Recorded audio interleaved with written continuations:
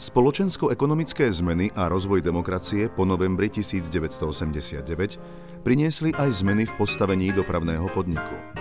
Menia sa priority a spôsob financovania mestskej hromadnej dopravy. Dochádza k prudkému poklesu štátnych dotácií, najmä vo vzťahu k cenám vstupov. Situácia sa rapídne mení v roku 1996, keď dochádza k transformácii dopravného podniku na mestskú akciovú spoločnosť DPMK a.s. Stabilizovali sa dotácie zo štátneho rozpočtu a väčšia zodpovednosť za dotovanie mestskej hromadnej dopravy prešla na mesto.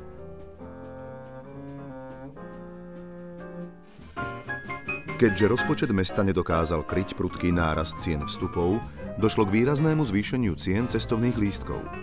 Ak v roku 1991 stál jednorazový cestovný lístok v prvom pásme 2 koruny, v roku 2001 stál už 12 korún. Napriek zvyšovaniu ceny lístka hromadná doprava nestráca na svojej dôležitosti. Je stále najlacnejším spôsobom prepravy osôb v meste.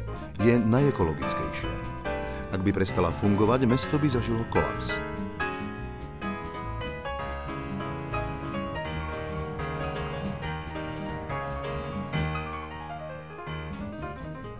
Neustále narastá počet individuálnych motoristov, prejavuje sa nedostatok parkovacích plôch a znižuje sa priepustnosť ciest. Aj preto význam mestskej hromadnej dopravy a jej modernizácie narastá a je nevyhnutnou súčasťou rozvoja mesta.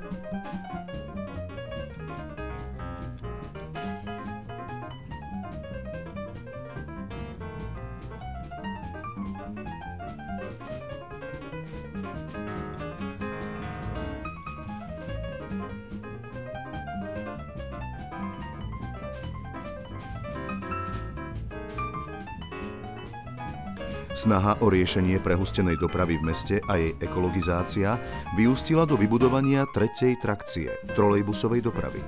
Po električkách a autobusoch začínajú od roku 1993 premávať v meste trolejbusy.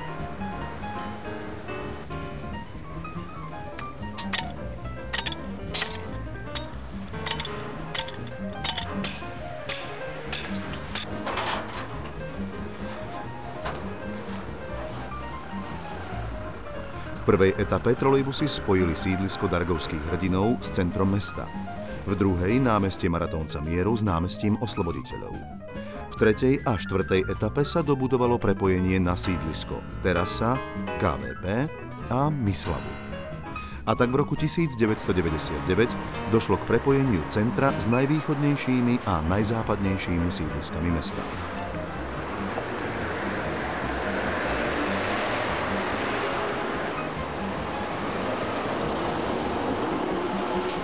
Asi najvýznamnejšou modernizačnou akciou s veľkým dosahom na ekonomiku bola prestavba meniarní na diaľkové ovládanie.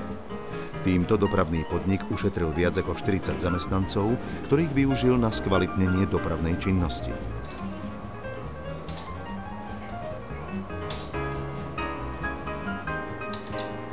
Chod meniarní kontroluje dispečer priamo z elektrodispečingu v podniku a v prípade poruchy posiela na miesto poruchy zamestnancov.